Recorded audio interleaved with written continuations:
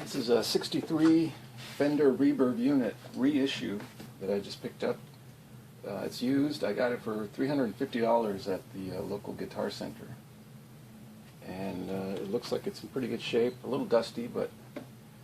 So, looking it over, looks like they did a really good job. The cabinet is beautiful, nice and sturdy. It's got a leather handle. The Tolix looks nice. So I'm a big fan of the Fender Reverb, like the kind you get in the Deluxe Reverb or the Princeton Reverb. This is a little bit different. It has controls for dwell, mix, and tone. So this controls the amount of signal that you send to the reverb pan. And if you max it out, you get that crazy surf sound. But it also gives you the ability to send less, and because you have the tone, you can get a pretty nice palette of reverb from mild to full-blown crazy. And of course, it's always going to be spring reverb that you're dealing with, but within that realm, you get a pretty good palette. So you know, your typical on-off, your fuse, your jewel, input and output. This is tube-driven, solid-state rectified, and I'm just going to go through, and I'm going to open it up and see what's in there and how it's built. One thing, this cord is really stiff, and I'm not sure if the intent is to use this as a storage for the cord, which makes perfect sense to me, but this is so stiff it's really hard to get in there, so I wind up just having it on the outside. Luckily I don't gig that much, and it usually just sits in my living room, so it has not been a problem. Another thing to note is that this says made in USA, which surprised me because I thought these things were made in Mexico. So made in US, and I'm going to take this cover off now. I've already loosened the screws, so they're not as loose as I thought.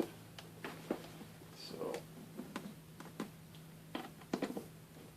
if you get one and if you take the cover off, watch out for these little finish washers there, because they can pop out and you can lose them. So 4 screws, and then you can pop this. See, they're already popping off. Okay, so pops right off. First thing we see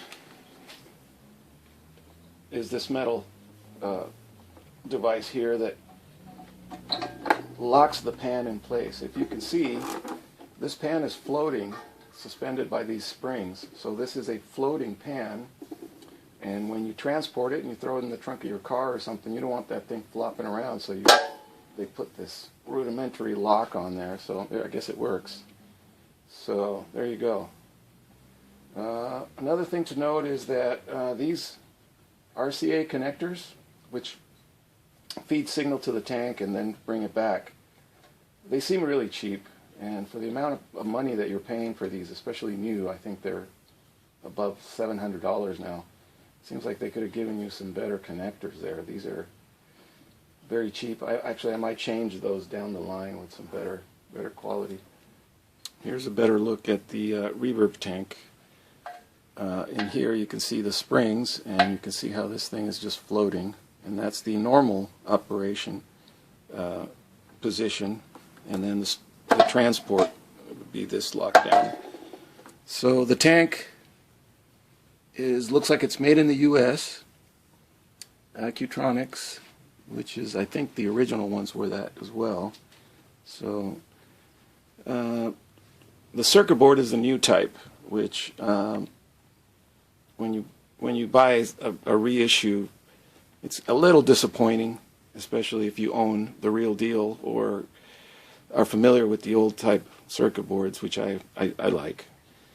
So the difference is you're going to have, you know, these ribbon connectors, and the pots are attached to this circuit board, and the input jacks and output jacks are going to be plastic, and then everything's going to be mounted to a new style circuit board. So the differences are going to be mainly this tube. This is the main tube, the power tube that drives the tank. This is what makes the tank move, or the springs in the tank move. So the original tube was a 6K6, and this is driven by a 6V6.